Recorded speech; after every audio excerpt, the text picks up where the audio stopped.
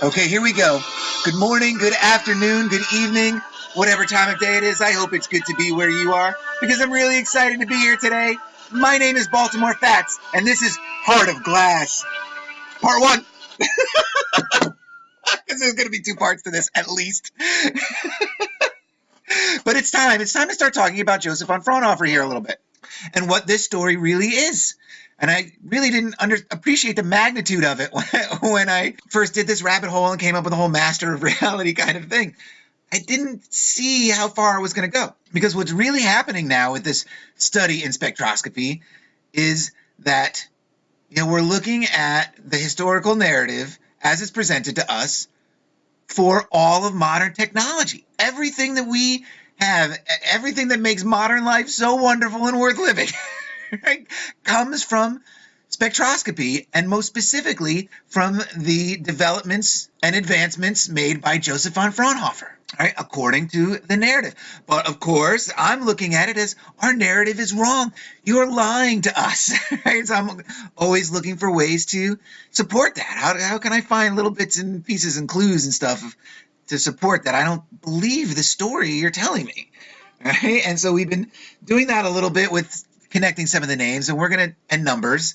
One of the reasons that I kind of don't trust the story is because I don't trust the technology. I shouldn't say none of, but most of what modern technology seems to be doing for us is counterproductive. We seem to be going backwards as we rely on all this machines and technologies and things like that. It doesn't make sense. I don't really get it. I mean, I appreciate having computers and all and everything. I get it. But I don't know. I don't get it. And that's why I think they're lying. I don't think this stuff is for our benefit. It's for their control. And this is the story of how that technology comes to be. Computers and everything, right, comes out of this. Pretty much everything modern technology-wise comes out of this. So, where do you start with Joseph Richard von Fraunhofer here? We looked at his name and translated his name, so let's look at his dates of birth and death, right? 6 March, right? So that's a 9, right? Because March is 3. And we have 1787, so we've got an 8 in there. And we've got a 15. But I like how it's presented with the 7, with the hyphen in the 7, because it could just be 15 minus 7 is 8 again. But you have June 7th, which is a 13. Then you have an 1826, which could be either a 9 and 12 or an 8 and 8, so there's 9s and 8s all over this, 6s and whatnot. And they talk about his achievements and the instruments and stuff, but we're going to get into that later. We're going to look more about his, the timeline, his associates, before we start getting into the hard technology. But the one thing we need to understand about Joseph von Fraunhofer is that, he is the centerpiece. Right? He's like the crown jewel of spectroscopy. He doesn't give up his secrets so easily. It's a very tangled web that they've spun around this guy, right? And that web starts, of course, with his parents, who we've translated as a free man of the bright house, right? And the happy zombie lady of the sea. But I wanted to find out more about his family, and it wasn't easy. There is stuff out there. But a lot of it is in German and in old books. So impossible for me, I don't have those translations or anything. But there's some stuff out there. Like there's a little bit about him in this Mapping the Heavens book, which I showed in the last episode, I think it was, with the invisible grid, the grid, the lattices. And I've been thinking the joke that's been cracking me up while I've been making this episode is that, how many lattices in a dimensional salad? Or how many lattices does it take to make a dimensional salad? 8. So the title of the article is The Invisible Grid, but it's coping with dark matter. And that dark matter is a grid, just like all of our realities. All of our reality is a grid, right, of some form or other, right? But it talks about that dark matter's backstory begins in an unlikely place, right? A dingy glassmaker's workshop in Munich, in München. München. Right? It says that Fraunhofer was born into a glass-making family. The tradition goes back several generations. And now think about that. If a generation is like 25 or 30 years, now we're looking at over 200 years of glass-making in Fraunhofer's family. I mean, you want to talk about nepotism or breeding glassmakers and scientists, And this is something that goes on with all of these, I shouldn't say all, but with a lot of these scientists, especially in the astronomy and spectroscopy aspect. It is really unbelievable that he would go back 7 generations. Several of 7, right? And they talk about how that he was orphaned at the age of 11 and apprenticed to the court mirror and glass cutter in Munich. And so to me, this suggests that his father already had some form of connection to the crown of Bavaria through the master, Philip Anton Weichelsberger. And now it's interesting that Fraunhofer was the 11th, right? And that he's also orphaned at age 11. So 11s or 1s popping like crazy here, right? All right. And so, of course, I translated his name, too, because the names are important. What are they hiding in the names? Because it gets lost over time. I don't think anybody before me ever put together that Joseph von Fraunhofer could be read as he who will add to the woman farm. And you bring it back, he will add to his father's legacy and so forth. But, I don't think anyone has ever thought that way before about this. And so what does Philip Anton Weichelsberger mean? And so Philip is lover of horses or horse lover. Anton means something like most precious or irreplaceable. Right? And Berger is shepherd. And now Weichels, the best that I could really come up for this story here is that it's an old tribal Celtic name going back to the earliest recorded times, which is, right at the turn of that first millennium, Roman era European occupation. And it's amazing to me the connections that all jump back from this kind of Victorian and pre-Victorian Elizabethan era names. I can all bring them back to Celtic names around the turn of the first millennium, according, that is in the first historical record. So it says to me that there's not a coincidence with that, I don't think, in that, almost thousands or, 1,000, 2,000 years of time in the historical narrative. It just jumped from that era, 1,500 years earlier. I don't think that's a coincidence. I think that's, we're looking at a huge chunk of missing time, And the story of spectroscopy and the science of the technology today is also the story of how they did it with other aspects of history. And I'm going to be working on that. That's going to be tying in here. But moving forward, it says that the workshop collapses in 1801, which of course is a big old 8, if you want to look at it that way. And he's buried in the rubble. Right? The rescue operation was led by Prince Elector Maximilian Joseph. The Crown Prince was there, right? And it's here that he enters Fraunhofer's life and supplies him with books. And he forces Weichelsberger to give Joe time to study.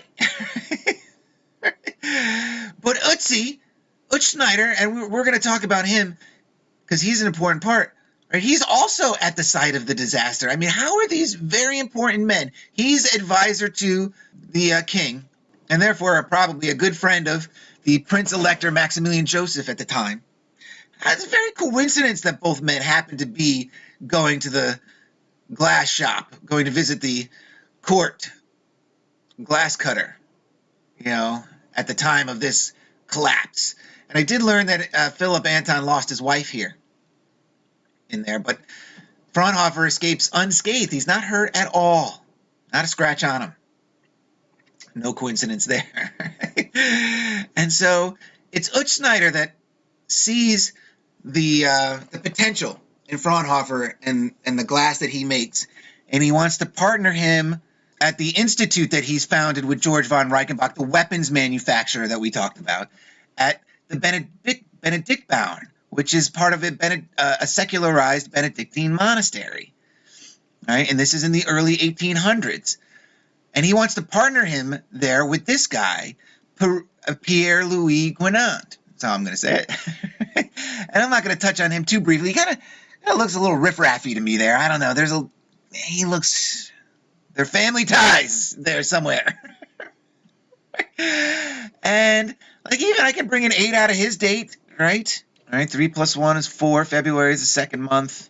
Right, there's an 8 there, 2, 4, there's 8s all over him as well, at least on his death date. We got 2 8s. 4 is divisible by 8. We got another 8. Yeah, 8s everywhere for Pierre Louis. And his story is the other side of it. You know, he doesn't come from like the son of a priest or from a wealthy family. Right? He grows up poor, and his father is a cabinet maker where he apprenticed, and they make pendulum closets, which I'm guessing are just boxes for clocks, because I couldn't really find anything on pendulum closets.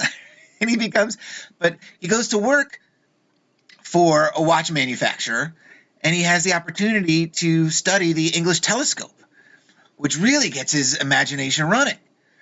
Right? He's really fascinated with the lenses and what could be done, and so he teaches himself how to make flint glass, and he teaches himself chemistry, and he gets a good enough reputation for himself that Utschneider hires him to come to his optical institute at Benediktbauern to teach and partner with Fraunhofer. Because here's the thing, and this is, like I said, the story gets complicated. Fraunhofer goes on to make, and they make every effort to point this out, that Fraunhofer makes the best glass ever. In the history of the universe, best glass ever, Joseph von Fraunhofer. No one makes better glass. Where is he? Where is it? Where is he? Even the likes of Michael Faraday were unable to produce a glass that could rival Fraunhofer. Michael Faraday couldn't do it? Get out of town. Michael Faraday's a smart guy. He's a fellow. Look at him. He is also, he's quite the polymath. Magnetism and electricity,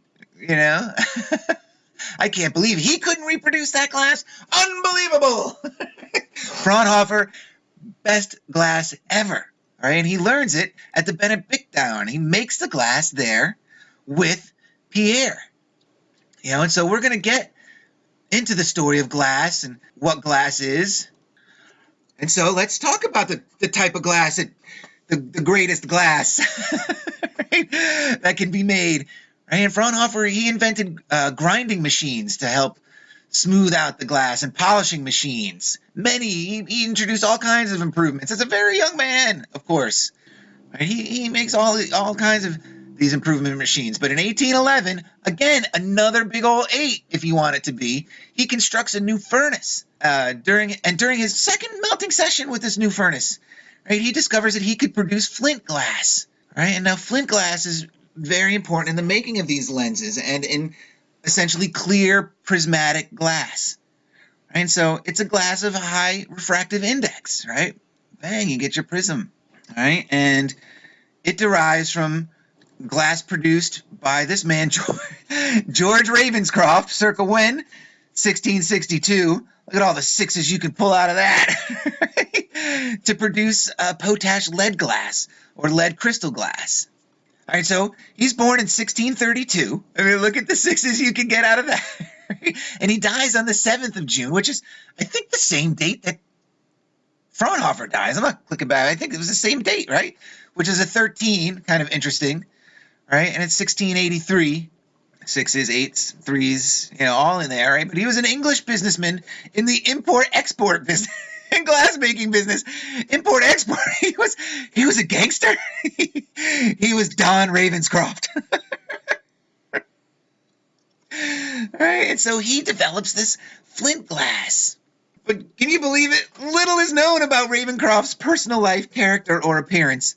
Though his father, good man that he was, described him in his will as a responsible family man and an astute businessman. He must have been, right? Baptized to Catholic parents in April 1633. Right? They hid their Catholicism and lived outwardly as Anglicans. And now this was a common practice, this sort of deceit. And I'm going to talk a lot more about that. Baal to Rome. Someday I'm going to get to all these shows. From 1643 to 1651, he attends school in France. And I like that it's called the English School in France. Established in 1561, 6s, right? But he returns to London when? 1666. Right, but let's get to his. They talk about how he sets up his trade and export business and his glass works, right? And then he dies, and his widow marries Sir Thomas Sheridan, who I'm sure is a fellow. It's got to be. No, he was chief secretary for Ireland in 1688, sixes and eights. But then it's interesting that he dies after suffering a palsy. But palsy makes me think maybe there could be some foul play in there, some poisoning or something, I don't know. But I love what it says about his early career, which was when? 1651, 1666. Right, his whereabouts and activities at this time are unclear. They're unclear. But it's certain, even though it's unclear, that he lived in Venice. And he was working as a merchant and possibly learning the glass trade. Interesting that it's this guy that this flint glass technique is made out of, and it's this flint glass that Fraunhofer becomes so good at making. Right? And that it's through his partnership with Pierre. All right, and so in 1811, more AIDS again. I don't know if I went over this because I keep jumping ahead. But he makes this new furnace, and he produces flint glass. Right? It says taken at the bottom of a vessel containing roughly 224 pounds of glass, more eights. It makes the best glass. Right? He makes the best glass. Right? And he does it in partnership with Pierre Louis and at the Institute at the Benedict Bauern that Utschneider brings him to. And so this is the team, right? This is what they would do it. And the thing about it is, here's how good their glass is and how much it makes everybody angry. Right? So they talk, and this book, I have to get this book from the library, see if I can find a cheaper copy than 41 euros. But it's interesting that in this summary, the things they gloss over. And that's also an interesting part about this story, is how inconsistent it is from source to source. It really makes me question the credibility of the story when so many, and perhaps there's good reason for some of these inconsistencies, like laziness. I don't know. But, here it says that, he goes to work for the, after he's orphaned, he goes to work for Weichelsberger, right, in Munich.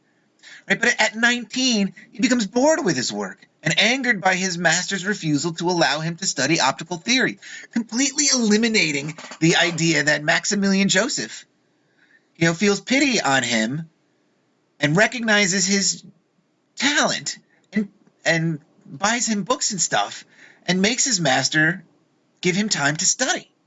Right? It does not mention that Utschneider becomes his benefactor, gives him this position at the Optical Institute at the Benedict Bauern. Right? Within 10 years, he's producing the world's finest achromatic lenses and prisms. The world's finest, housed in the old Benedictine monastery. Right? There's nothing kind of weird about that at all. No, what happened? Okay. Fraunhofer's laboratory mirrored, interesting choice of words, the labor of the monks. Right? Because of his secrecy, after his death, even those who had worked most closely with him could not achieve his success. Michael Faraday couldn't. But right, so only he could do it. British experimental natural philosophers, they were unable to reproduce his work. Right? This secrecy, while guaranteeing his institute's monopoly, thwarted Fraunhofer's attempt to gain credibility within the scientific community, as if he needed it or was looking for it, which looked down on artisanal work. They call his work artisanal, and was confronted its clandestine practices. The response to the ensuing rise of German optical technology sheds light on crucial social, economic, and political issues of the period, such as mechanization, the reform of patent laws, and so on. Okay, so what this says to me is that he was answering to only one master, and that Royal Society didn't like that they weren't getting cut in, and that they were going to have to go roundabouts. And they do. Because he does work with people from the Royal Society, right? So they do get some stuff, but just he's got that little extra special something. His stuff does. And what is that? And that extra special something all comes down to the location. It's all about location. And where's the Benedictine monastery? Where does he move to? He moves to Munich. And so this is where I'm going to cut this one off. This story is really unbelievable. It's only just beginning to unfold. I'm having such a great time with it. I hope you guys are enjoying it too. And until the next one, cheers, guys.